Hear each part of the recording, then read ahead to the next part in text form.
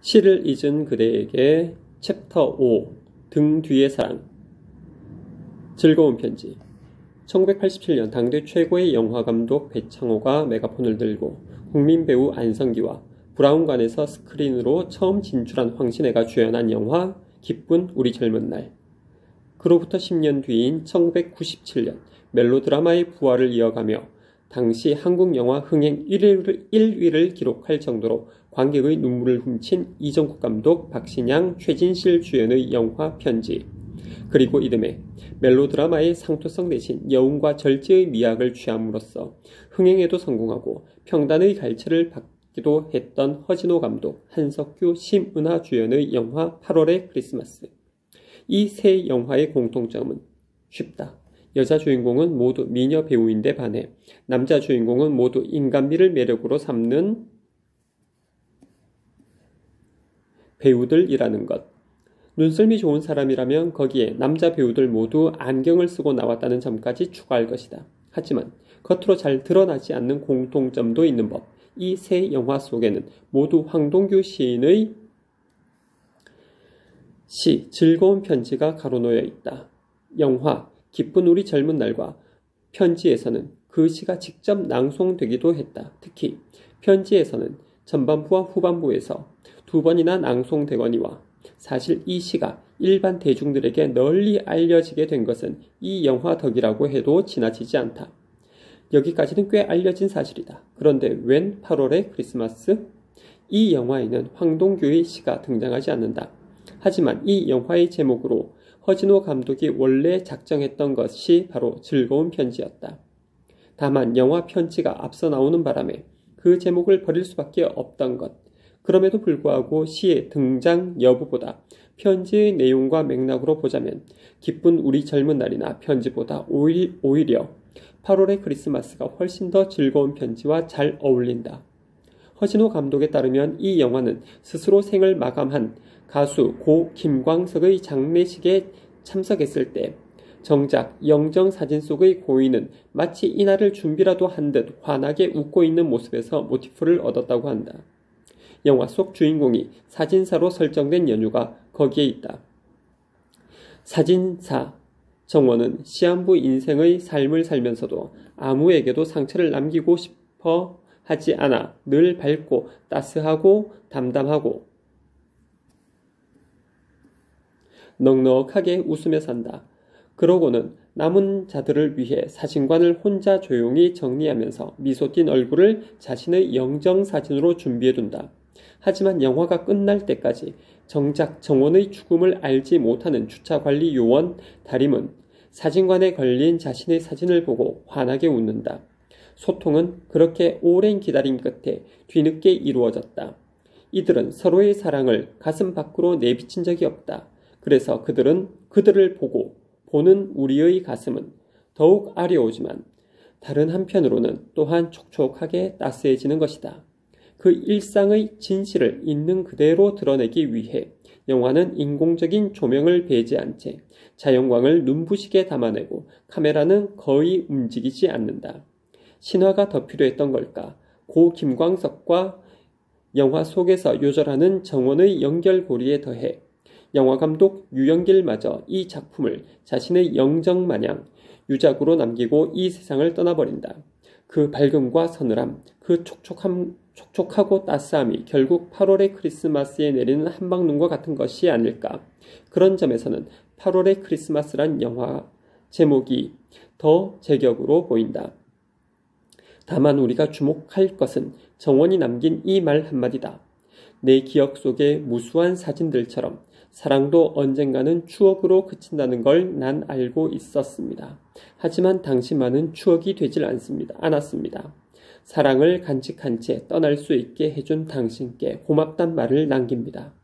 이 대사 하나만으로도 우리는 감독이 왜 이 영화의 제목을 즐거운 편지라 붙이려 했는지 이해할 수 있지 않을까. 이해가 가지 않는다면 그것은 아마도 이 영화를 보지 못해서가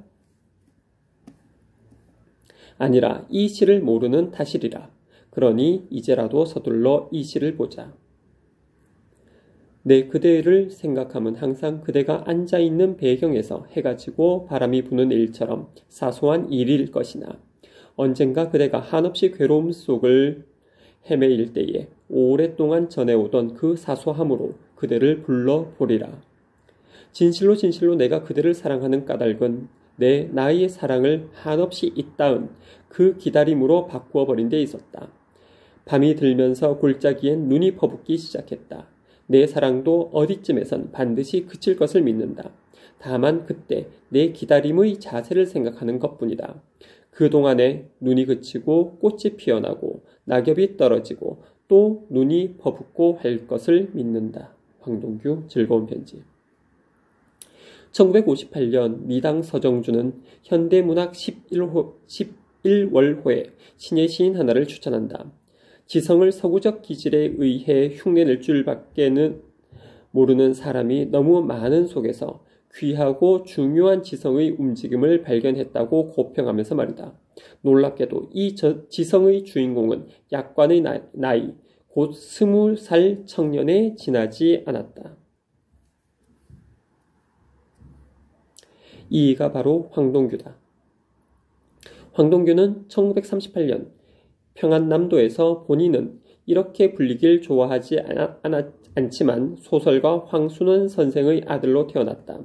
중고등학교 학생 시절 클래식 음악에 빠져 작곡가를 꿈꾸다가 청음은 뛰어나나 발성에 자신이 없다는 성악가라면 모를까 아무튼 이해 못할 이유로 그 꿈을 접고 그 대신 문학의 뜻을 두게 되었다고 하니 우리 문단의 편에선 운명이랄까.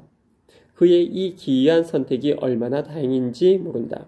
사실 즐거운 편지는 고3 시절 짝사랑하던 한 살 연상의 여대생에게 바친 시로 고등학교 졸업 때 교시에 실렸다고 한다.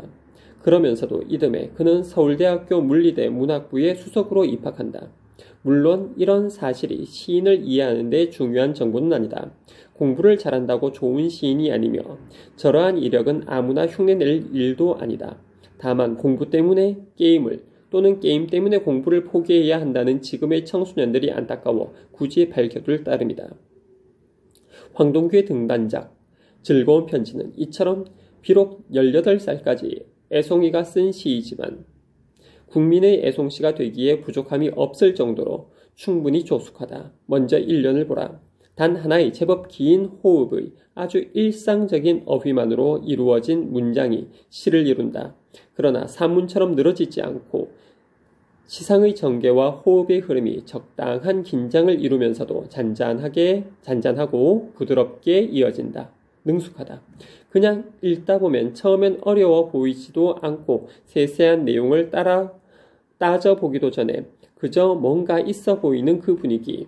여기에 많은 이들이 홀려 이 시를 자기의 연애시나 애송시로 삼았으리라. 하나 잘 읽어보면 만만찮다. 물론 굳이 이 시의 창작 배경을 몰라도 짝사랑의 시라는 것은 쉽게 알 수가 있다. 그대의 앞에 마주하고 있지 않다는 것만 보아도 언젠가 한번 불러보리라는 희구를 드러내는 것만 보아도 그 점은 분명해 보인다. 이처럼 이 시에서 화자는 뒤로 물러서 있지만 은근히 사랑의 위력을 과시한다. 뻔한 듯한데 뻔하지 않은 연애시로서 이 시의 매력은 어디에 있을까? 다시 잘 보면 비밀은 해가 지고 바람이 부는 일처럼 사소한 일이라는 데 있다. 내 사랑은 해가 지고 바람이 부는 일처럼 사소하다는 것. 그러나 그것은 얼마나 위대한 선언인가. 매일같이 변함없이 또 일어나서 사소해 보일 뿐 해가 지고 바람이 부는 일처럼 굉장한 일이 또 있을까. 오늘 밤에 지지 않으면, 오늘 바람이 불지 않으면 그거야말로 큰일 아닌가. 그 엄청난 일이 그것도 매일같이 벌어진다는 것은 실로 경이라고 해야 옳다. 사랑이란 그런 것이어야 하지 않을까. 그러나 화자는 지금 고백하고 있는 게다. 등 뒤에 서서 얼굴 한번 제대로 비치지 못한 처지지만 그대에게 은근히 그러나 당당히 이렇게 고백하고 있는 게다. 내 사소한 사랑이야말로 위대하지 않은가. 다만 늘 그대 뒤에 있기에 해가 지고 바람이 부는 일처럼 사소하게 늘 그대 앞에 배경에 있기에 그대가 몰라줄 뿐. 하지만 그대여, 그대가 찾는 위대한 사랑은 어디에 있을까? 당신은 굉장한 사랑을 찾고 또 기다리고 있는가? 그래, 당신은 장동건이나 이민호를 꿈꿀 수 있다. 당신은 고소영이나 수지를 꿈꿀 수도 있다. 하지만 그대가 진정 어려운 일에 부딪혀 한없이 괴로움에 빠질 때, 그때 그대를 도울 사람, 그대가 의지할 사람은 어디에 있는가? 당신을 구원하는 것은 극점에 빛나는 오로라도 대양을 뒤집는 태양도 아니다. 당신이 온전히 빛날수록 배경이 되어주는 해질녘 노을, 당신의 땀을 닦아주는 바람인 게다. 당신이 괴로움 속을 헤맬 때 그때 가서야 비로소 나는 그대의 등 뒤에서 벗어나 그대 앞에 서리라. 그리고 그대를 불러보리라. 나는 그럴 자격이 있다. 오랫동안 전해오던 그 사소함을 지켜온 자이니 말이다. 그대여, 그때 가거들랑 나를 인정하고 내게 의지하라. 나처럼 당신을 오랫동안 조용히 그대가 앉아있는 배경에서 기다린 자가 있던가? 지금 사소해 보이는 내 존재가 과연 그때도 사소할 것인가? 나는 해가 지고 바람이 부는 그런 사람, 당신을 지키는 그대 등 뒤의 사람인 것이다. 이 시를 이렇게 읽으면 아닌 게 아니라 편지의 환유가 아내 정인에게 이 시를 읽어준 것도 이해할 수 있을지 모른다. 무릇 신기한 것과 신비한 것은 다르다. 몸통이 잘리고 사람이 사라지는 마술은 신기하지만 신비하지는 않다. 그런다고 사람의 상처 하나 고친 적이 마술은 없다. 반면에 자연, 우주, 생명 같은 것은 신비한 일이지 신기하다 할 일이 아니다. 그것은 영원한 경이일 뿐만 아니라 우리를 살린다. 그럼에도 우리는 신기에 홀려 신비를 잊는다. 마치 마술에 홀려 현실을 잊는 것처럼 우리를 둘러싼 모든 가짜 가치에 홀려 우리는 진짜를 잊고 산다. 말하자면 신비하지만 사소해서 그 가치를 몰라주는 일이 너무도 많은 게다. 그런 의미에서 박신양 같은 남편도 최진실 같은 아내에게 이 시를 빌려 자신의 가치, 자신의 사랑이 갖는 가치를 은근히 과시하고 맹세할 수도 있는 것이다.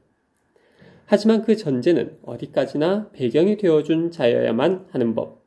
그렇지 아니한 자에게는 이런 사랑 노래를 부를 자격이 주어지지 아니한다는 것을 분명히 해야 한다.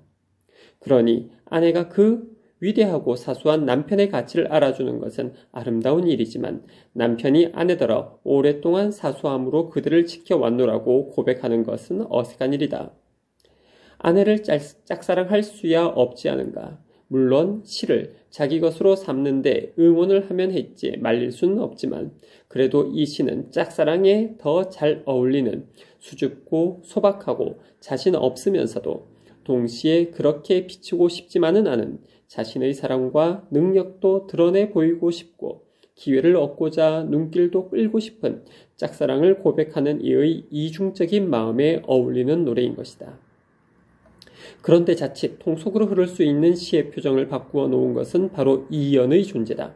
이연의 첫머리, 시가 본래 진실을 담는 그릇일 터인데 굳이 진실로란 말을 연거푸 반복하고 있다.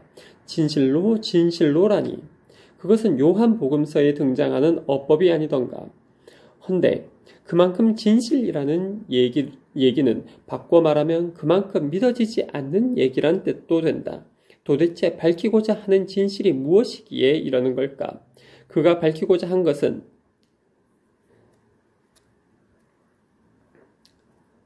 사랑이 아닌 까닭이다. 내가 왜 그대를 사랑하는 줄 아는가? 그에 대한 답은 적어도 우리가 기대하기에 아름답기 때문이라거나 운명 같기 때문이라거나 뭐 그런 것이어야 할 텐데 그의 답은 엉뚱하게까지 들린다. 나의 사랑을 한없이 잇따은 그 기다림으로 바꾸어 버린 데 있었다라고 말이다.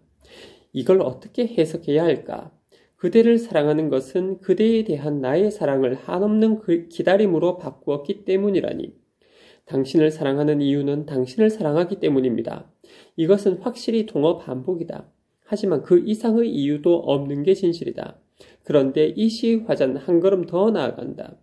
그대를 사랑하는 까닭은 사랑하기 때문이라는 정도를 넘어 그 사랑을 아예 기다림으로 바꾸었기 때문이라고. 다시 말해 사랑과 기다림을 맞바꾸었기 때문이라고. 당신을 너무 사랑해서 사랑 대신 기다림을 택했노라고. 내가 만일 사랑을 택했다면 그 사랑이 이루어지지 못할 경우 더 이상 기다리지 않을 텐데 나는 사랑을 한없이 이따은 기다림으로 바꾸어 버렸으니 영원히 사랑할 수밖에 없노라고. 많은 사람들은 사랑을 택하느라 기다림을 버린다. 하지만 기다리지 못해 사랑을 버린다면 그것은 사랑이 아니다. 시인은 이렇게 말하고 있는 것이 아닐까. 적어도 그는 사랑을 기다림과 맞바꾸었지 사랑을 맹목이나 욕정이나 소유나 조급함과 바꾸지는 않았으니까. 그런 사랑, 뜨겁게 식어지는 그런 사랑 버리고 아니 그런 사랑과 기다림을 맞바꾸었으니 이런 사랑이 어디 있을까? 이러한 사랑의 진정함이 있기에 그토록 오랫동안 그대의 배경처럼 그대를 따라다니고 기다려왔지만 스토커와는 거리가 멀 수 있었던 게다.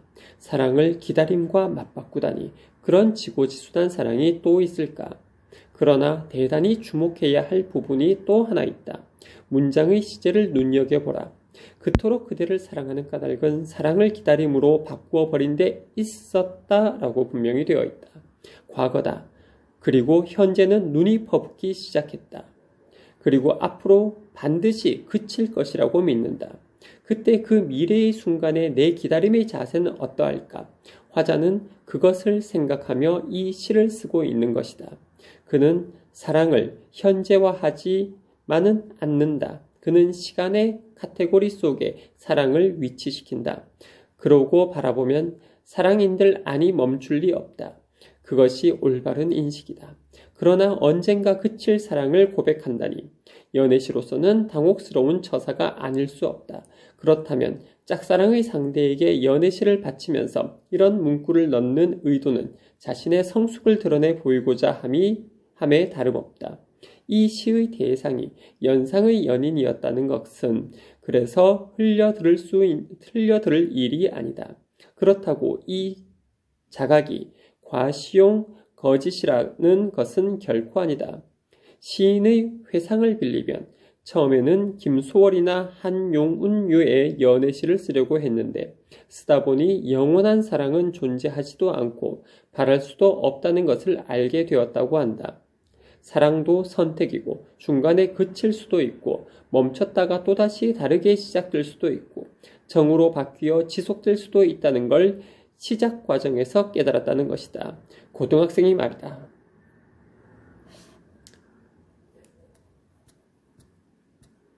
그런 조숙과 자각이 없었으면 이 시는 세련된 연애시 이상의 수준을 넘기가 어려웠으리라. 열정으로 넘쳐 제어하기 힘들기 일수인 기쁜 우리 젊은 날, 황동규는 사랑을 순간의 감정으로 파악하지 않고 이처럼 과거, 현재, 미래라는 시간 속에서 기다림이라는 연속성 속에서 파악함으로써 이 시를 사적인 경지에서 승화시킬 수 있었다. 그 사람에 대한 사랑은 그칠 것이다. 눈도 그치고 그러다 다시 퍼붓고 하는데 사랑이라고 다르랴. 다만 그때 그 기다림의 자세를 생각할 따름이다.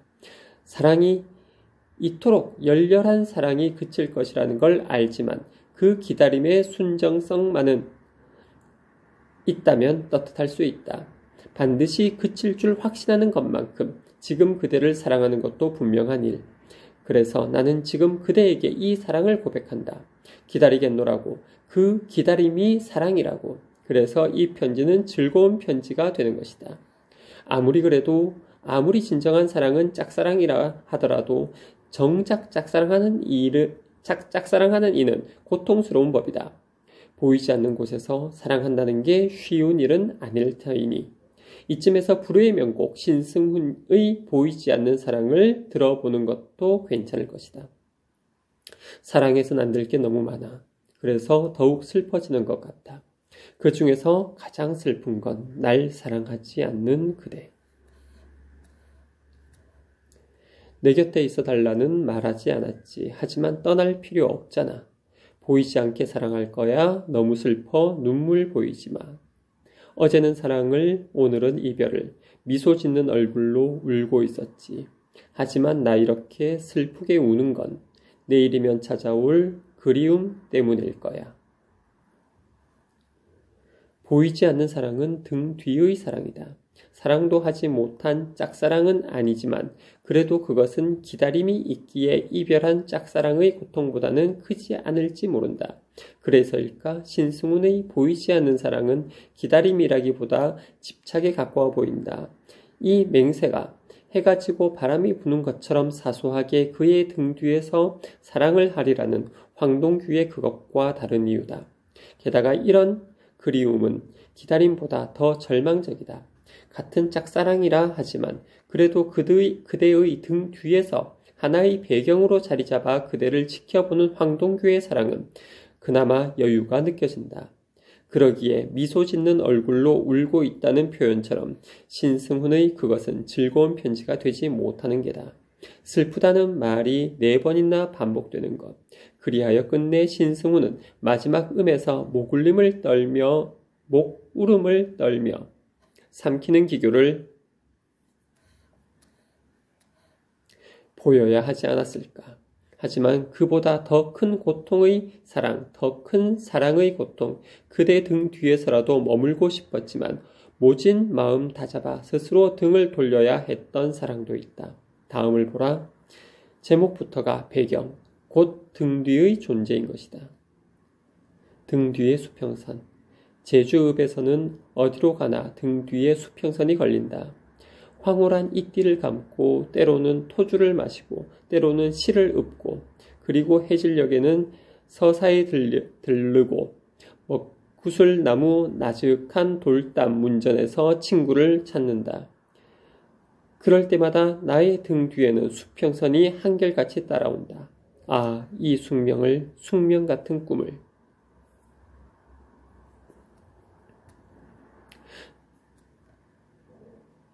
마리아의 눈동자를 눈물 어린 신앙을 먼 종소리를 애절하게 풍성한 음악을 나는 어쩔 수 없다. 박목월 배경. 적어도 그 사연을 알기 전까지는 이 시를 해석할 수가 없었다. 대충은 짐작이 간다. 제주는 섬이니까 어디서나 수평선이 있을 테고 그 수평선을 허리띠 마냥 감고 술 마시고 시를 짓고 서점을 오가는 낭만적 정경을 노래한 것으로 해석하면 그만이기 때문이다. 문제는 그 다음 이어지는 부분에서 발생한다. 이 수평선이 따라온다는 게다. 의인법일까? 그럴 수도 있다. 그런데 난데없이 이것이 숙명이요, 숙명 같은 꿈이요. 거기서 더 나아가 마리아, 신앙, 종소리, 음악이 되고 만다. 모골은 이렇게 나열하길 좋아하는 시인이 아니다. 나열은 들뜨기 쉽고 자칫 수다스럽다. 더구나 마지막 구절 어쩔 수 없다니. 그것은 운명 따위를 일컫는 말. 그렇다면 수평선에서 벗어나지 못하는 것, 신앙과 음악 같은 것에서 벗어나지 못하는 것, 그것들이 운명이란 말인가? 그렇게 보자면 시의 분위기 파악이 난감해진다. 꽤나 만족하고 정겨운 낭만적 삶의 풍경을 연출하는가 싶더니 자신을 따라온 수평선을 발견하면서부터는 무엇으로부터 벗어나야 하는데 벗어날 수 없는 애절함, 그러면서 풍성한 아름다움이 함께 노래되고 있는 것이다. 그래서 어딘가 비약이 있는 시 정도로 치부해 두고 기억 속에 묻어 두었다. 박목월 평전 속의 그 사연을 읽기 전까지는. 이 시의 배경에는 신승훈의 노랫말처럼 사랑해선 안 될 사람과의 러브스토리가 담겨있다. 전쟁 중 대구에서의 일이다. 38 나이의 유보남 박목월 시인을 흠모하던 여대생이 있었다. 서울로 환도한 이듬해 그녀의 구애에 목월도 호감을 갖게 되지만 자책을 느낀다. 후배 시인에게 부탁해 그녀로 하여금 단념하도록 부탁도 해보았지만 도리어 사람이 사람을 사랑하는 것은 죄가 아니겠지요 라는 대답만 들을 따름이었다. 그녀는 포기하지 않았다. 그리고 그해 가을 모골이 자취 없이 사라졌다. 그녀와 함께 제주도에 살고 있다는 소식이 알려진 것은 몇 달이 지나서의 일.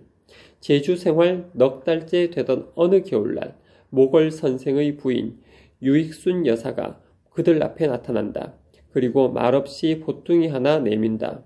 무슨 사달이라도 벌어지려는 걸까? 허나 거기에는 그들 두 사람을 위한 한복이 한 벌씩 들어있었다.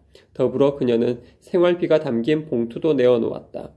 부인 앞에서 여인은 울었다. 그녀는 모걸과 헤어졌고 모걸은 서울로 올라가게 되지만 차마 집으로 바로 들어가지 못하고 효자동에서 잠시 하숙 생활을 하며 스스로를 정리한다.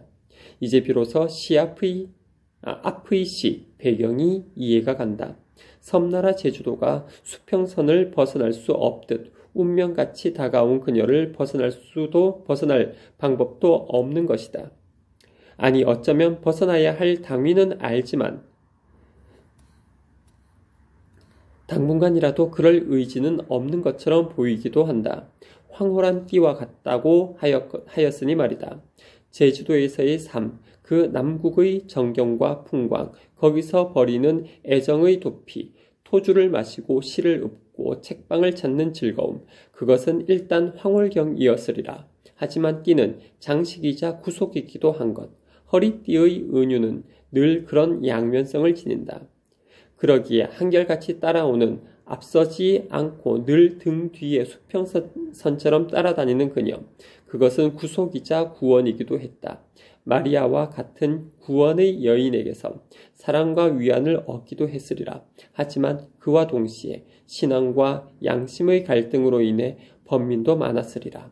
그녀에게서 마리아의 눈동자와 눈물의 신앙을 잃는 이유가 거기에 있다. 그래서 시인은 토로한다. 어쩔 수가 없노라고. 그래서일 것이다. 가정으로 돌아가기 전 효자동에서 하숙 생활을 하던 모걸은 효자동이란 시를 남기거니와 그 시에는 이른바 아침에 일어나 마태복음 5장과 고린도전서 13장을 읽으며 위로를 받고 눈물이 베개를 적셨다는 구절이 나온다. 마태복음 5장은 마음이 가난한 자는 복이 있나니로 시작되는 이른바 산상설교의 첫 부분이다. 이 장의 27절로부터 32절까지는 간음과 혼인에 관한 설교가 들어있다. 그런가 하면 고린도전서 13장은 사랑은 오래 참고 사랑은 온유하며로 유명한 이른바 사랑장이라 불리는 부분이다. 그리하여 역시 하숙 시절에 쓴 뻐국새라는 시에서는 기도는 눈물처럼이 아니라 눈물이 기도처럼 흐른다고 고백하기에 이른다. 그렇다면 등 뒤의 그녀는 어찌 되었을까? 모걸의 등 뒤를 떠나 살다가 가다 이별의 노래가 들려올 때마다 그걸 듣는 그녀의 마음은 어떠했을까? 30년 만에 시인이 찾아가 딱 한 번 차 한 잔 마시며 담배 한 대 피울 시간만큼 만나고 돌아섰다는 후일담이 전해지긴 하지만 그것은 다 호사가의 관심사에 속할 뿐이다. 윤리라는 문제가 걸리긴 해도 그녀 역시 슬프고 아파할 권리가 있다. 그녀 역시 어쩔 수가 없었을 것이다. 그러나 떠남 또한 어쩔 수 없이 받아들여야 할 숙명이다. 그리하여 지난 숙명은 숙명 같은 꿈으로 돌리고 새로운 숙명으로서의 현실을 받아들여야 했을 것이다. 황동규처럼 그녀도 기다렸다. 반면에 그녀는 짝사랑을 성취했다. 그러나 잠시였다. 그리고 떠나야 했다. 아마 그녀의 사랑도 어디쯤에서 그쳤을 것이다. 물론 이런 유의 전설에는 어느 정도의 각색미가 가미되기 마련이다. 실제로 그들은 사연과 관련해서는 이러저러한 뒷이야기와 이설이 전해진다. 박모골의 시에 김성태의 곡을 붙인 지금도 널리 애창되는 가곡 이별의 노래가 그들의 사연을 담고 있다는 설도 그중 하나다. 기러기 울어예는 하늘 구말리 바람이 싼을 불어 가을은 깊었네. 아, 너도 가고 나도 가야지. 한낮이 끝나면 밤이 오듯이 우리의 사랑도 저물었네. 아, 너도 가고 나도 가야지. 산천에 눈이 쌓인 어느 날 밤에 촛불을 밝혀두고 홀로 울리라. 아, 너도 가고 나도 가야지.